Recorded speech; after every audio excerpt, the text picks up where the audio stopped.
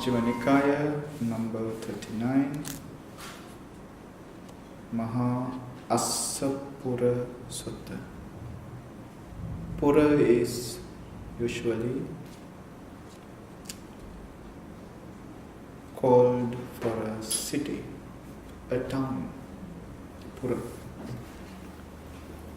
Assapura, Assa is actually the horse. Assa. So it can be the city of horses. Maybe horse sellers or the people who breed horses can be living there. So in this city of the country called Angan or Anga, in the city of Anga, Buddha gave this talk. There is no mention of particular reason for this talk to be given. So Buddha starts this talk that, my disciples, the people in the city calls you recluses. They call you recluses. If you are to be called recluses, or if you are to be accepted this term of recluse as the epithet to introduce you,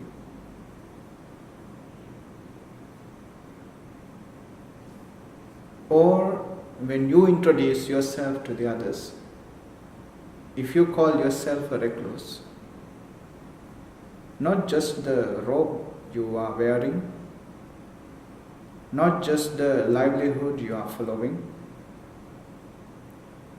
but also there must be some practices, some kind of transformation within you should happen for you to be called a recluse. Yeah? Because this is not a uniform. All the other religions have uniforms, but the Buddha's robe is not a uniform.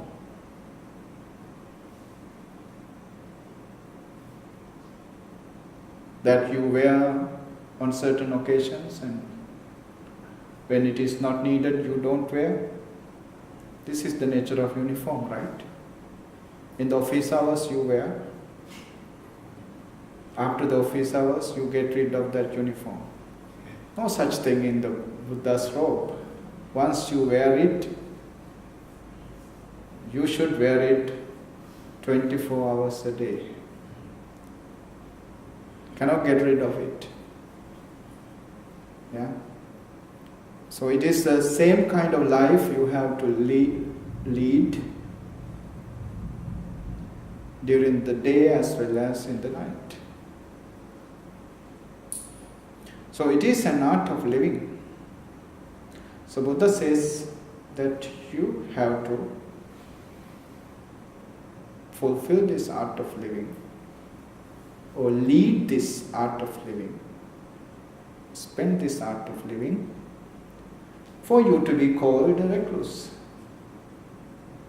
Then he starts from the basics, from the very beginning, that the life of a recluse, where it should be started. He says, because what are the things that make one a recluse, that make one a Brahmin? What are the things that make yourself worthy of to be called a recluse or a Brahmin? This Brahmin is a term used in that society for the nobles. Normally in the society, Brahmins were called people who were born into the clan called the Brahmin, the caste Brahmin. But in the Buddha's order, in the Buddha's dispensation, you don't become noble by birth, but your action makes you noble. So Buddha says, what kind of things which can make you a Brahmin, a noble person, or a recluse? Because you should train thus, we will be possessed of shame and fear for wrongdoing. This is the first one. We will be possessed of shame and fear. Shame, hiri. Fear, ottappa. Fear for bad name, punishment when you do bad. Shame, internal. Again, the bad name for you and for your people.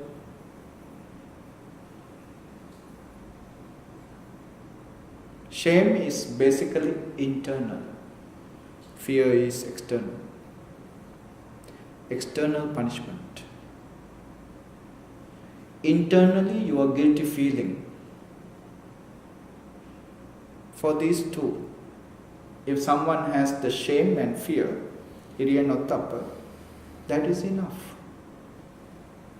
They are called the Deva Dharma or Lokapalaka Dharma. Deva Dharma, if you practice them, you will be in the status of the Devas, or you will be gone into the higher status of the Devas.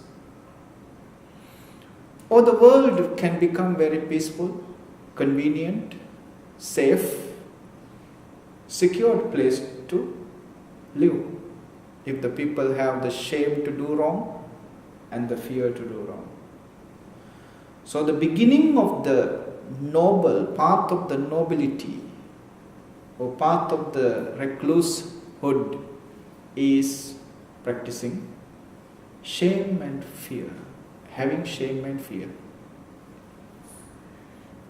Then when you have this quality, a virtue, something greater within you, what would happen to you as the invisible enemy, as the invisible ugly thing within you? When you have something good, what happens? Like a drop of dirt, drop of mud to a cup of milk. When you have virtues, your ego will rise. Then you start looking down upon others, disparaging others, loading yourself, putting yourself in a higher place. Nobody put you, you put yourself in a higher place and look down upon others. This is what happened. This is the enemy in disguise. This is the disaster invisible. You don't see this. You yourself load yourself and look down upon others because you have this virtue. You see, more virtuous you can become, no harm, no obstacle, but at the same time you can become more egoistic. This being egoistic is the disaster for that being virtuous. So Buddha says, though you do have this quality, remember, in the very beginning he says, though you have the shame and fear for the wrongdoing, don't look down upon the people who don't have shame and fear. Don't look down upon them. Don't think you are higher than them. If you look down upon them, you go back to this former, general, lower status. You destroy yourself. Mana, the pride, is disastrous for the virtues, disastrous for the qualities. One of the former suttas, when we were reading, when we were discussing, we saw that even the Sotapannas can have mana. Sakadagamis can have mana, the measurements. You measure yourself with others. Even Anagami can have mana. And it is a very subtle, invisible defilements within us, a klesha within us. Only the Arahants do not have that problem of comparing himself with others. Only an Arahant won't have that problem.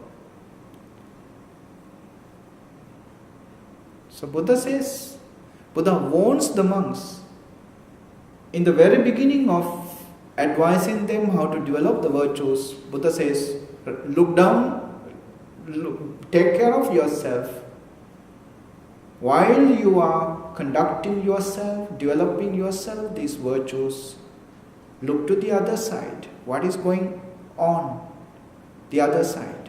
Whether you are developing a mana, whether you are developing an ego, measuring yourself with others, comparing yourself with others and saying, how good I am. We always feel good when others do bad. Thinking that, oh yeah, I am not that kind of a bad person. I am a good one. They are the sinners. I am the holy. So this is a danger in the Buddha's eye. It is a danger for the life of a recluse. That is why the warning is given in the very beginning of the sutta. Now Buddha says the second one, the second warning. People tend to stop at this point without going further, thinking it is enough. Now when we say all the precepts, whatever you name, all the precepts will be preserved, protected, if you have the shame and fear for wrong. This is a general declaration. When someone heard Buddha is talking like this, he might think this is enough then. Yeah, I maintain my shamefulness to do wrong. I maintain my fear to do wrong. That is good enough. Buddha says, no, you should not be satisfied with this. Now, this is another virtue that the Bodhisattva had after the enlightenment, before the enlightenment. Before the enlightenment, for 6 years, from master to master, he went looking for the path for the emancipation, the path for the Nibbana. He developed until to the level of neva sanya na sanyayatana, neither perception, no non-perception. The perception is the beginning of the mentality, the thoughts. Feeling comes first, then comes the perception, understanding the feeling. That means beginning of the thought process, beginning of the process of cognitive functions. So using the perception, they say what? When you develop your meditation, your concentration to the subtlemost level, one day there will be a possibility that your thinking has become so subtle as if it is not there at all. As if that process of thinking is not happening at all. You will feel like the thinking, the mind, the perception and the rest of the process as if it is not there. It is not existing anymore. You will feel. To that level of concentration, to that level of development of samadhi, the Bodhisattva developed. Many people misunderstood this level as the ultimate goal. This is the enlightenment. This is the end. But the Bodhisattva, being non-satisfying with the small or with little or with this kind of experiences, being a non-easily satisfying person who look for the greater or the ultimate end all the time, Bodhisattva rejected to accept this idea that neither perception nor non-perception is the goal. That is why he understood nobody has found the path to the enlightenment. If he were to be satisfied with that, like today many meditators, they also get stuck with their experiences, with their right hand or personal encounter with those experiences, and they stuck there. They think this is the end, this is the goal, and they don't move, and they cannot move.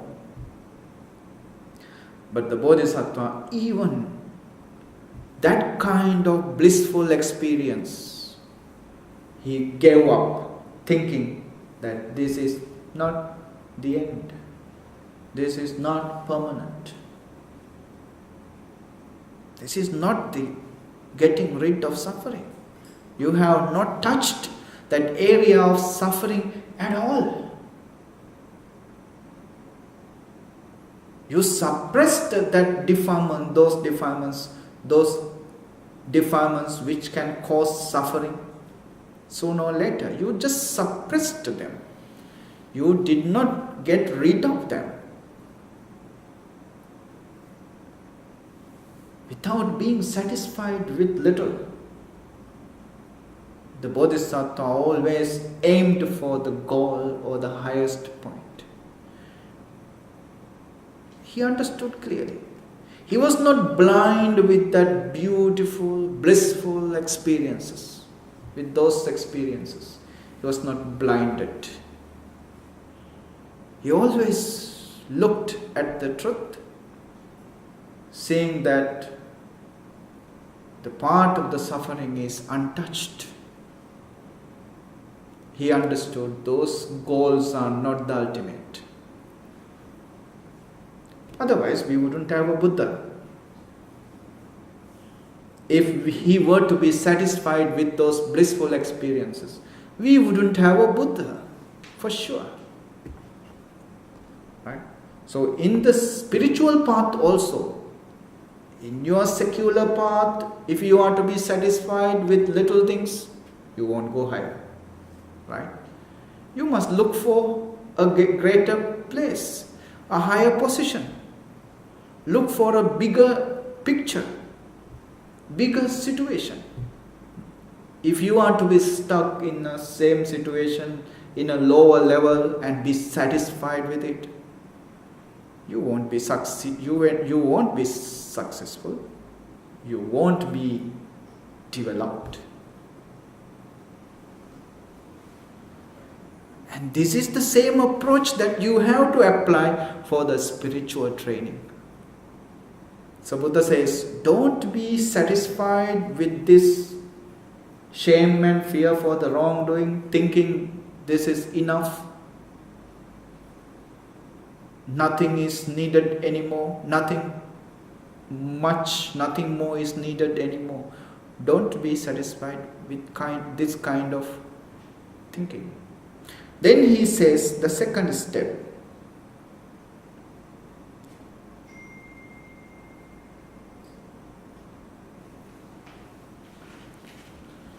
What more is to be done? Because you should train thus.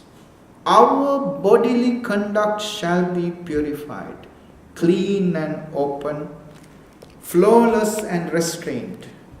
And we will not load ourselves and disparage others on account of that purified bodily conduct. This is the second step to be done.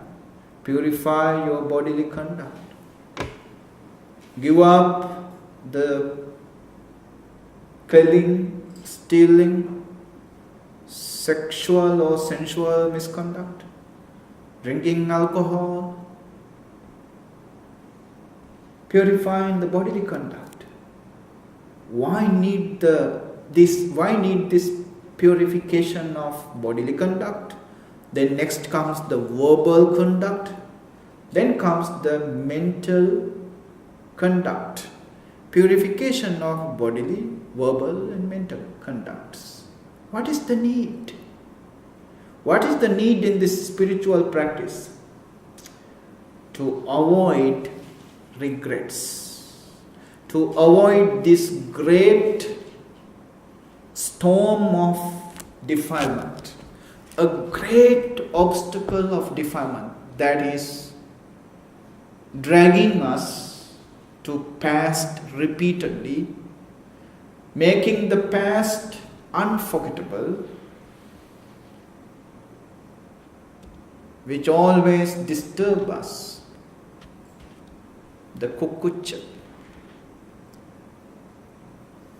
the regret. Yeah. Purification of these bodily, verbal and mental conducts. Buddha says as 3 steps. First, you have to be purified with the bodily conduct. That is the gross level. Then comes the verbal. Musavada, pasunavacha, pisunavacha, sampappalapa.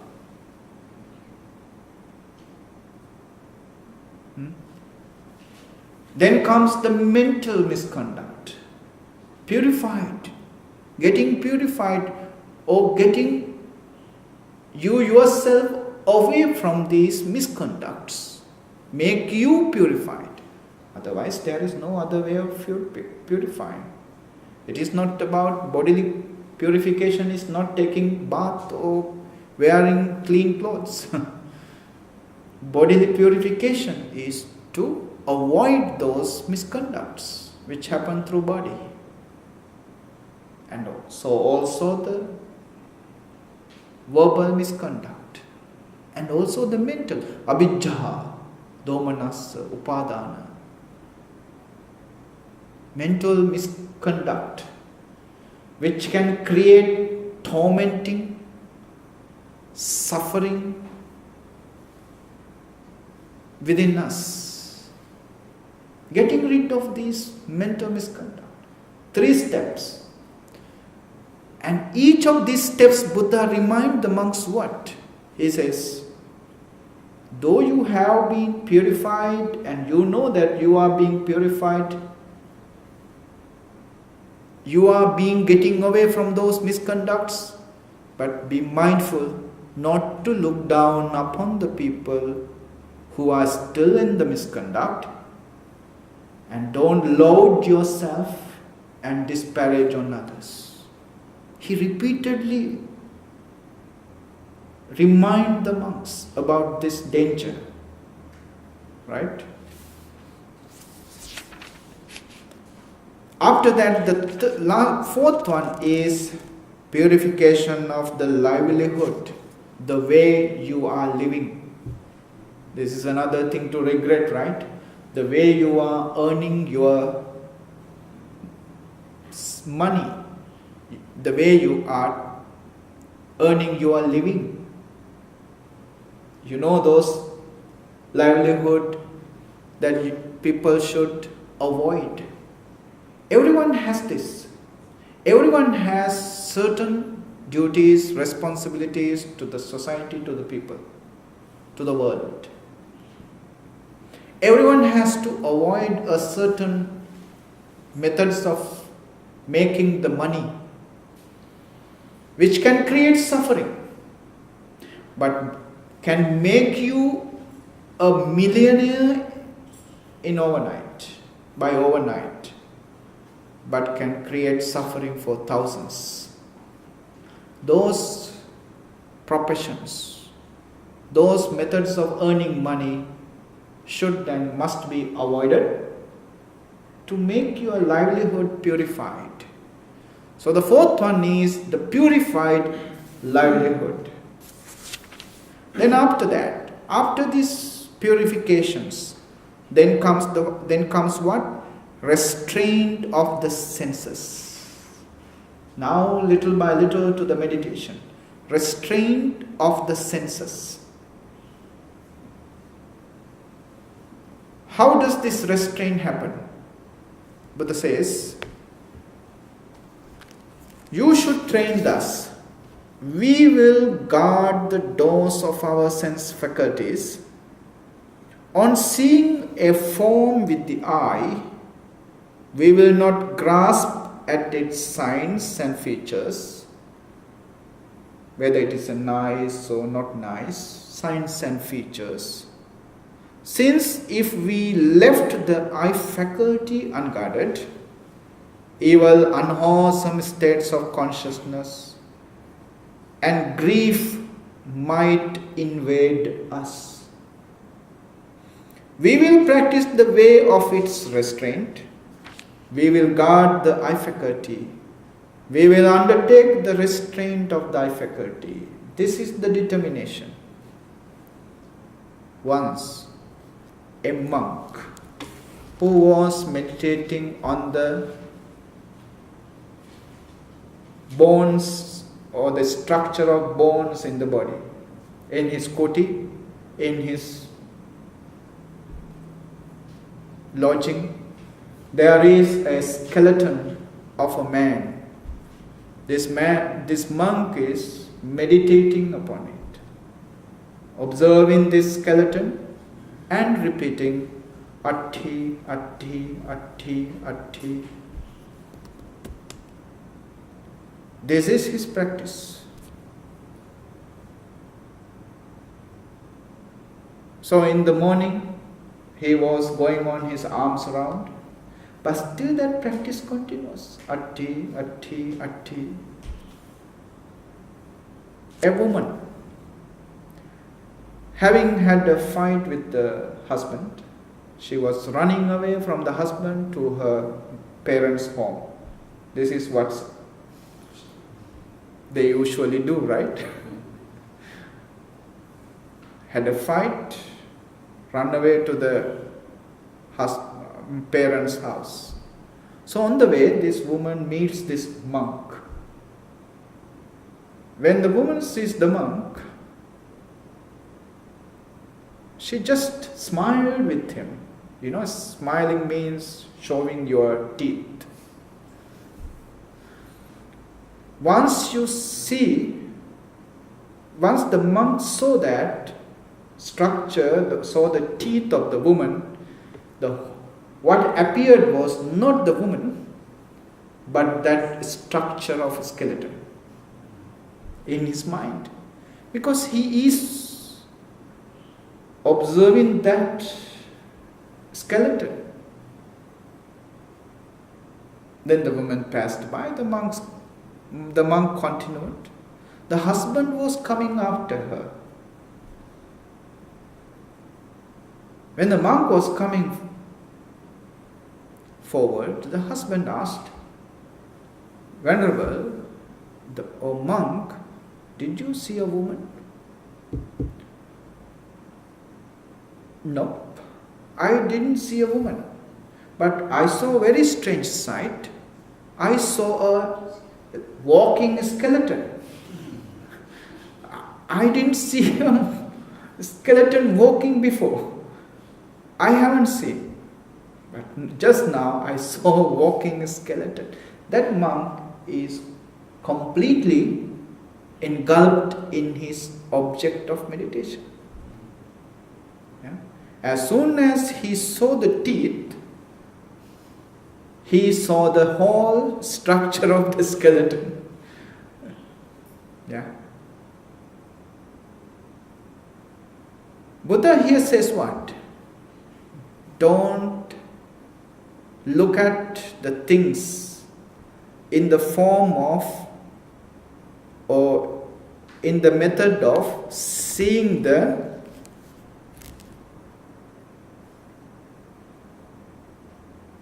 signs and features. Without seeing the signs and features, right? How can we look at things?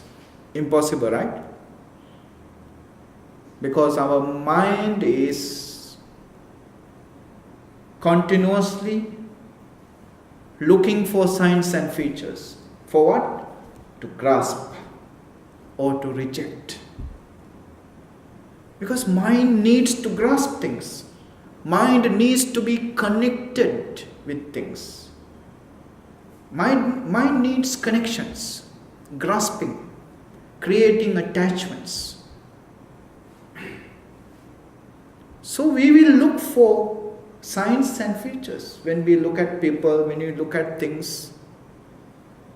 This is how the world runs. This is how the world continues. Now the Buddha is showing the other way around. The stopping this continuing cycle of the world is to stop grasping at the signs and features. You see a person, not with the adjectives, whether that person is tall, short, ugly, beautiful, short hair, long hair, dark hair, white hair, red hair. No features. You just saw a person. No signs, no features, which causes attachments.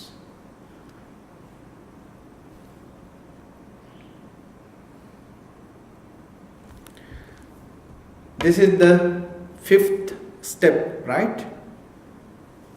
Restraint of the senses. So Buddha says, in the same manner, when you hear something, when you smell an odor with the nose, when you taste a flavor with the tongue, when you touch a tangible with the body, and also when the mind cognized a memory or created a vision for the future. In all these places, on these six senses, look at them as they are. Just don't grasp at the signs and features. Now, is this the goal? Buddha asked the monks. This is not the goal. You seek the recluse states. Do not fall short of the goal of recluseship while there is more to be done. You are looking for the status of the recluse. Now don't think this is the end, this is the goal.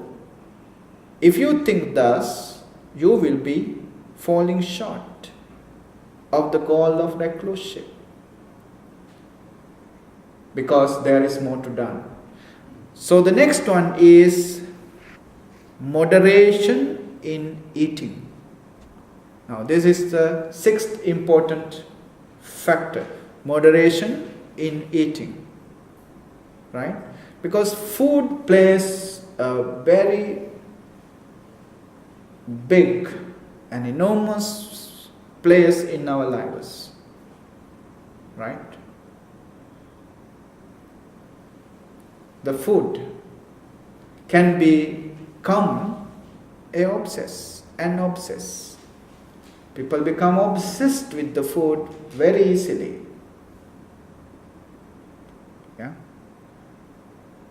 Especially the monks. When the devotees are offering food, when they are eating once a day, naturally you are so hungry in the first place. With the devotion, the devotees can offer delicious food. That also possible. When these two things are linked, you are hungry, food is delicious. You will forget the limit. So Buddha says what? Make sure that you are moderate in eating. Don't exceed the limit. You should train thus. We will be moderate in eating, reflecting wisely. We will take food neither for amusement nor for intoxication, nor for the sake of physical beauty and attractiveness, but only for the endurance and continuance of this body. By ending discomfort and assisting the holy life, considering, thus I shall terminate all the feelings without arousing new feelings, and I shall be healthy and blameless and shall live in comfort. Yeah? So the Buddha gives the reason that why that a monk, that a recluse should take food. It is just to get rid of the discomfort of hunger. It is just to continue this body without blemishes, without sicknesses, without troubles. Yeah. With hunger, the meditation is impossible. The body should be comfortable.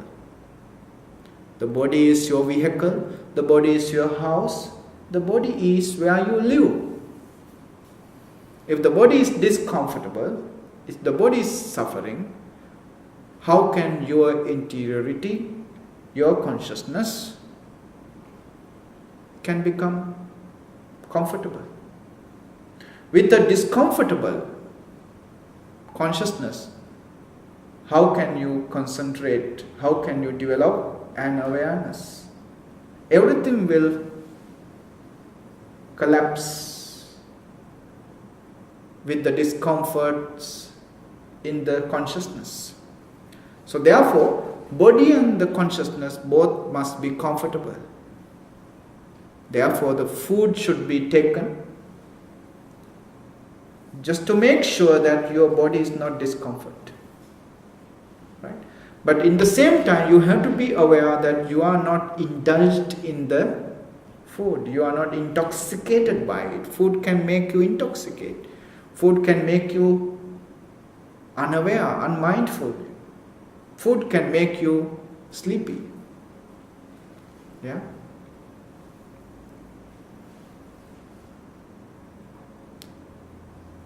Then the Buddha said, remember, though you are moderate in eating, at the same time, this is not the goal of recluseship.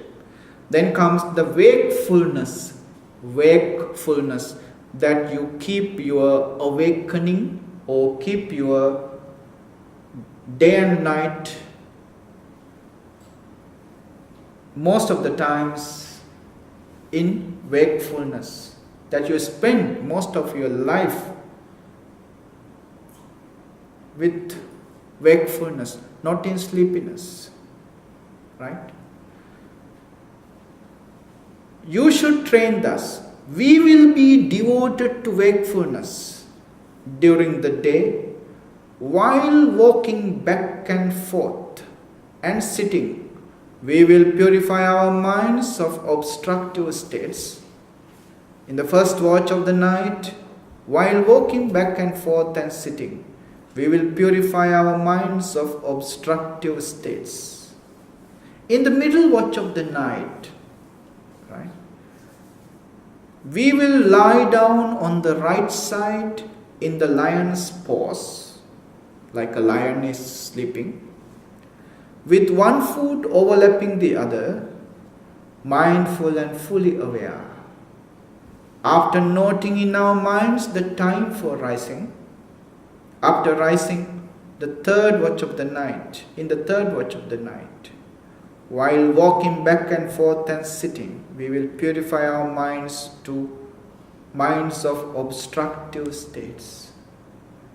Yeah. How many watches to sleep? Second watch of the night, you go to sleep, right? But in the third watch of the night, you wake up. Just one watch to sleep. Most of the day, you spend by walking back and forth and sitting, but continuously keeping the wakefulness. These are the advices given to the newly ordained monks. Arahants are not needed. They are awake already. But these are the practitioners. Right? See, the Buddha elaborated the effort that the ordained monks should be put into the practice. Yeah? Shouldn't take the practice easily and lightly. You sleep as much as you like and wake up, and then when you like to do your practice, do your practice. No such thing. You want enlightenment, it won't be cheap. You have to work hard. You have to sacrifice yourself. This is the next step, wakefulness. Then comes the mindfulness and full awareness. What more is to be done, because you should train thus? We will be possessed of mindfulness and full awareness. Both are the same thing, okay? Mindfulness one thing and the full awareness is not another thing. Both are just the same thing. Yeah? Maybe to elaborate the idea, Buddha has given these two terms. We will act in full awareness when going forward and returning. We will act in full awareness when looking ahead and looking away. Now you see the same action. You go somewhere or your arms round and you come back. But don't do it as a machine. Do it with awareness. Every step you take with awareness. Every movement you make with awareness. Even when you are looking ahead, looking away. When you look ahead, looking away, don't do it as a machine. Do it with awareness. We will act in full awareness when flexing and extending our limbs. Even such a small action of flexing or extending your legs, your hands, your arms, do it with awareness. When wearing our robes and carrying our outer robe and ball, these are the code of dress of the monk, right? We will act in full awareness when eating, drinking, consuming food and tasting. We will act in full awareness when defecating and urinating, even in the toilet. You have to be aware.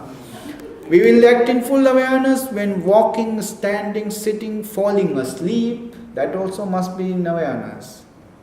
Waking up, talking and keeping silent. Are there anything more to add? Whole life, 24 hours, 24/7. Everything should be happened. Same thing. Nothing different. When you are in awareness, you are not walking in the sky. Still you are walking on the ground. You are eating the same food. You are doing the same thing, but with the awareness. Not just the action is happening, action is present, but you are absent somewhere in the past or in the future dreams. But you live with the action. You live your life Not the life is living, you are somewhere else. Our problem today is what? We are living in the present. Our life is living in the present, but we are not in the present. We are somewhere else. So Buddha says this is the real art of living. You go together with the life. Not the life goes somewhere else and you go somewhere else. You go together with the life. That is the practicing of awareness. Yeah? Now, there is no mention of sitting down, close your eyes and practice awareness. No such thing is mentioned. Doing all the general day-to-day activities, day-to-day functions. But with the taste, with the color, with the background of awareness, mindfulness. Not a single action, he says, should not happen without your intervening, without your presence. Everything should happen at your presence. Right? There is a story, a monk who practiced this awareness to the fullest. When he walks somewhere, if he found that I am walking without awareness, he stops. Bring back the awareness again, then only he start walking. The people who watched this, they thought this monk must have forgotten something or must have lost the road. He must have lost. Right? So people can judge in any manner. Yeah. But the real thing is that once he found that he is not mindful, he just stopped and bring back the mindfulness, then only he start walking again. Right? So this is how Buddha's disciples practiced. When the Buddhism is not that confused, when the Buddhism was simple, when the Buddhism has not become an organized religion, yeah, with all sorts of responsibilities and religious duties and with all these things. When the Buddhism was simple, an art of living, this is how Buddha advised the monks to practice, and the monks practiced that. Yeah. Then comes the next level, abandoning of the hindrances. Abandoning of the hindrances. When you are practicing in that manner of awareness, full mindfulness, Buddha says what?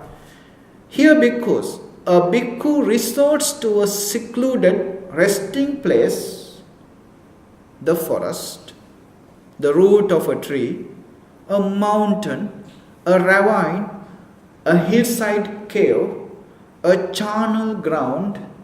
You know the charnel ground, a cemetery where the dead bodies were burnt. Yeah.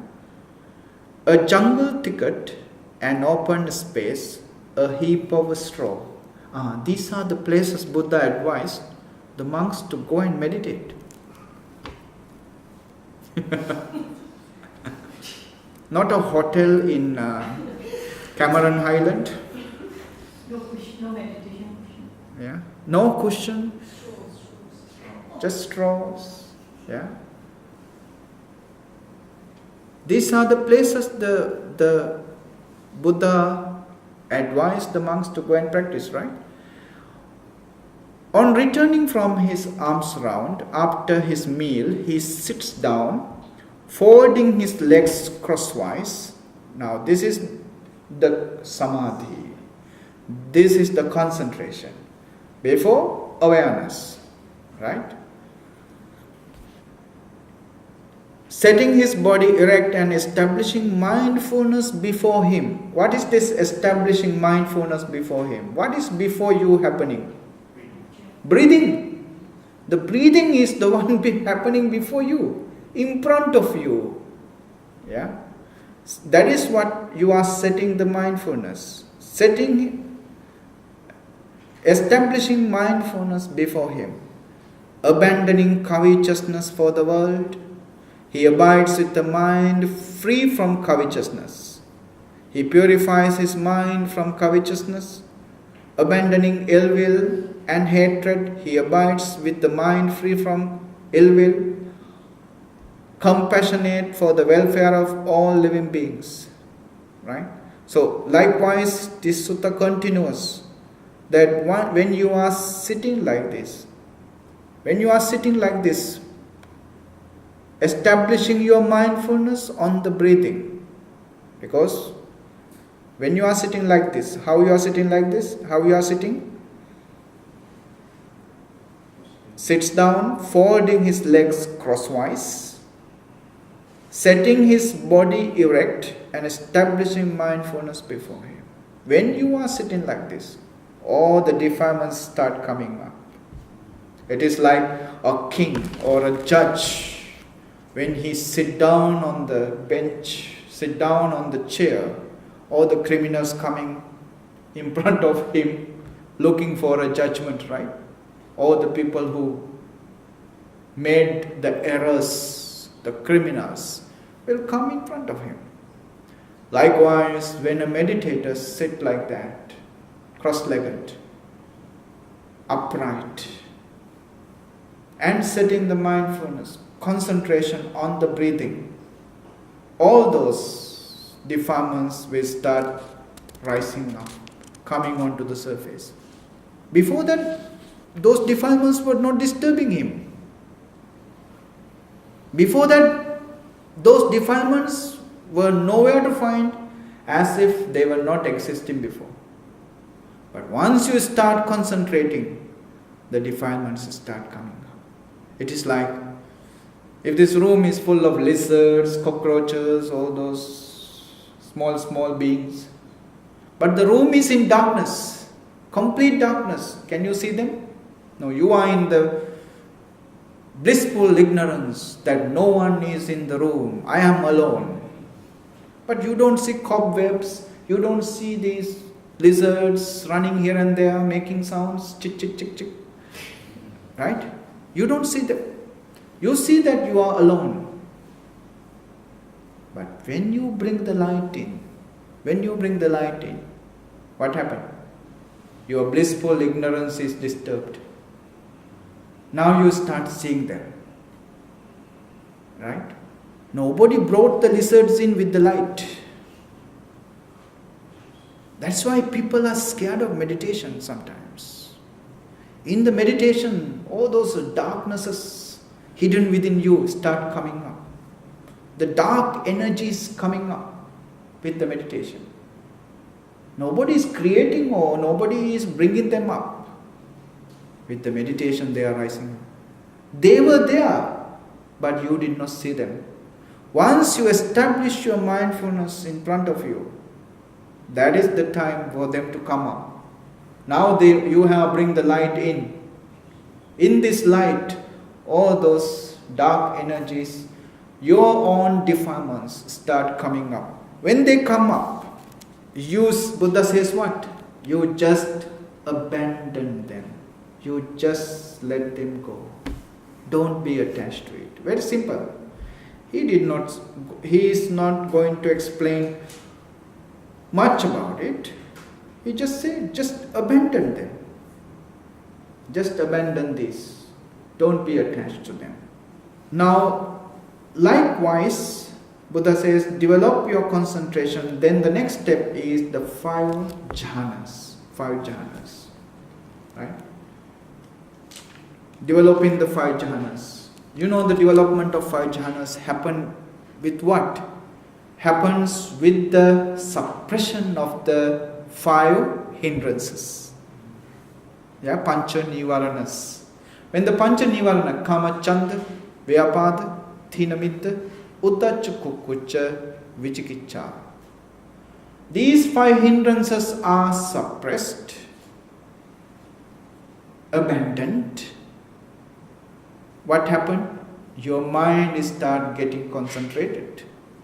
When your concentration is gone deeper and deeper, we call them what? the jhānas. Absorptions happen. You are absorbed not in the defilements anymore. Before that, we were absorbed in the defilements. Right?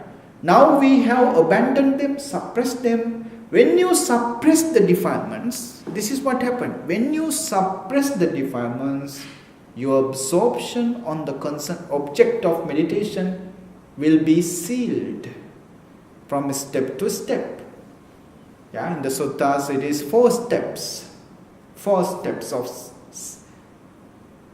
establishing your absorption in the object.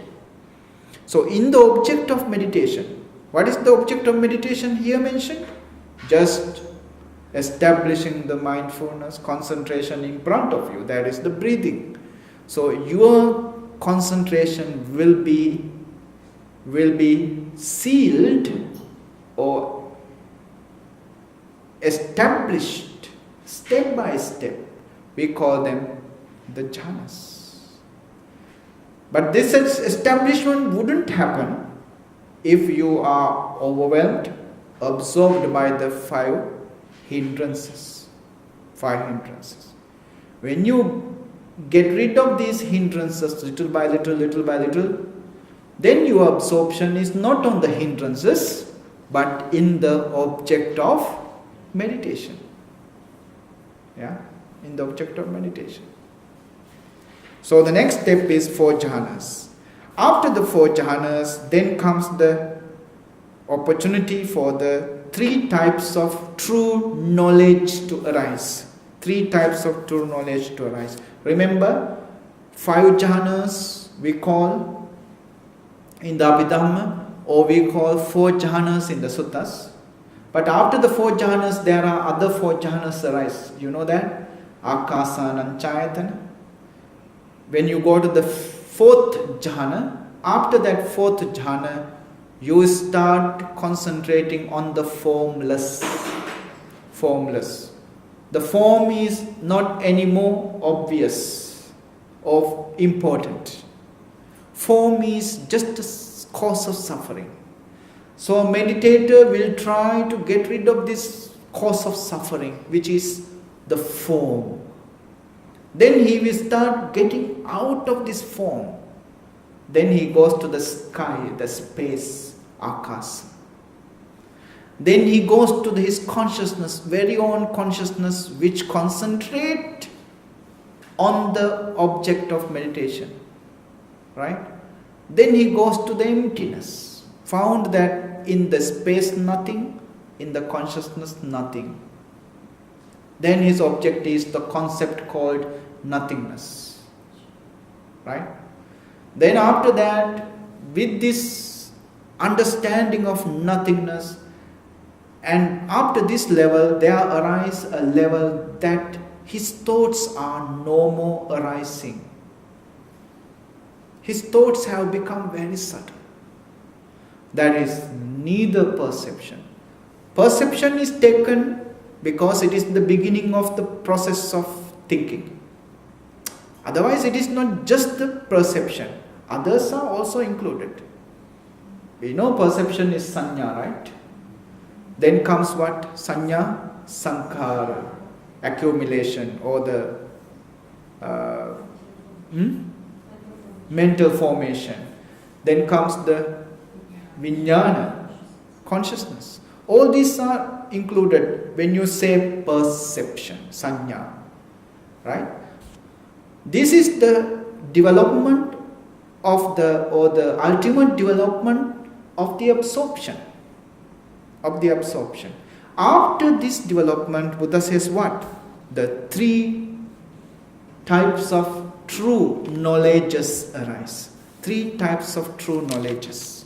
What are the 3 types of true knowledges? First one is the direct knowledge of the recollection of the past lives.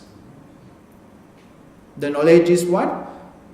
The recollection, the memory, understanding of the past lives. With the details. Where were you before? How you were there? What were you doing? Who were the parents? Who were the teachers? Who were the friends you associate? Who were your family members? What was your profession? With all the details, you can remember the past lives. More you develop this knowledge, hundreds and thousands of past lives would appear to you. Yeah? Infinite number of past lives would appear to the Buddha because he developed to the ultimate. Right? That is why Buddha says sansaric journey is an infinite journey, endless journey, because he saw. Then the second knowledge arises. That knowledge is the passing away and reappearance of beings. Yeah? We see passing away, but we don't see where they go after the passing away. The reappearance, invisible. That's why the death has become a great mystery, a mysterious thing for the whole humanity, for the entire world. The death is the most mysterious thing, not because of the death, but because of the rebirth. Almost all these religions become diversified, become different, because of this mystery. Not the God created the religion, death created the religion. Remove the death from the scene, religion will be gone. Right? Death is the cause behind the people to become religious. We will not be religious if the death is gone. The death is not there. Not the God, but the death. So Buddha saw very clearly the beings passed away and they are taking rebirth. We call this Chatupapata Jnana. First one is Pubbe Nivasanussati Jnana. That is the direct knowledge of the recollection of the past lives. Now this is the Chatupapata Jnana. Ability of seeing others are being dead and taking new lives. So whatever in the Buddha's words, whatever he talk about the next life, he talks with the direct knowledge, It is not a guesswork, not a hypothetical understanding. It is not something he thought about. He saw it, what happened after the death. With this knowledge, Chatupapata Jnana. With these two knowledges about the past lives and about the future lives, the concepts, the ideas, the wrong understanding about the sansaric journey is solved. Then the last knowledge will help the person to get rid of all the defilements. We call it asavakkhe jnana.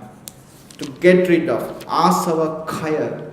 Asava means bondages, defilements, kleshas, we can say. Actually, asavas, if you translate it to the letter, they are the influxes. Influxes. Yeah? Influxes are the defilements, particular defilements that are lying behind you or lying within you, invisible. When the outer influence arises, outer influence happen, these lying within you will wake up. Latent tendencies will wake up. These are called the asavas. Do you understand what I must say? Yeah. This is what happened. When the outer, from the outside, influence happen or the attraction comes or the connection happen, the latent tendencies, these influxes will rise up. So these asavas, if the asavas are there, if the influxes are there, if the latent tendencies are there, what happened? As long as you live in the world, can you stop the outside world? Can you stop the influences from the outside world? Impossible. No way. Right? These influences continuously will happen. But if you have got rid of your connection with them, then no matter what kind of influences happen, you are not connected with them. Right? You are not vulnerable to them.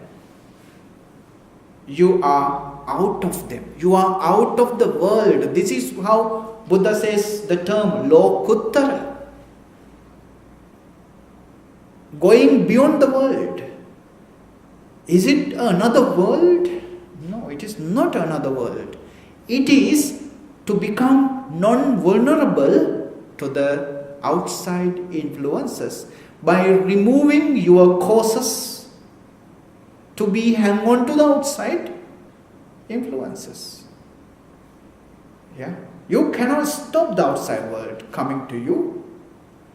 Even just after his enlightenment, the Mahā sent his daughters, right? Tanha, Rati, Raga, sent his daughters. If the legend is true, this is a beautiful legend. Don't take it as a fact, historical things. Yeah, history is full of ugly things, right? But legends are beautiful. So Mahā sent his daughters to influence the Buddha, bring back again to the world, from this lokuttara to the world, back again. But Buddha has already got rid of all the tendencies within himself. No tendency anymore. So no matter what happened around him anymore, he is not vulnerable to them. Understand this? So get rid of the asava. That knowledge happens as the last one. From this you get rid of all the defilements. Or from this you get rid of the sansaric journey. So until that level, you cannot be satisfied with the levels on the way to this point. On the way, you have to develop so many things. You have to practice wakefulness. You have to practice and control your food, the attachment to the food. You have to do all these things, but they are not the end. They are not the goal. They are not the extinction of suffering or the end of the sansaric journey. So when the asavakkhaya jnana happens, until that moment, you cannot be satisfied with your goals, with your stages. They are just stages.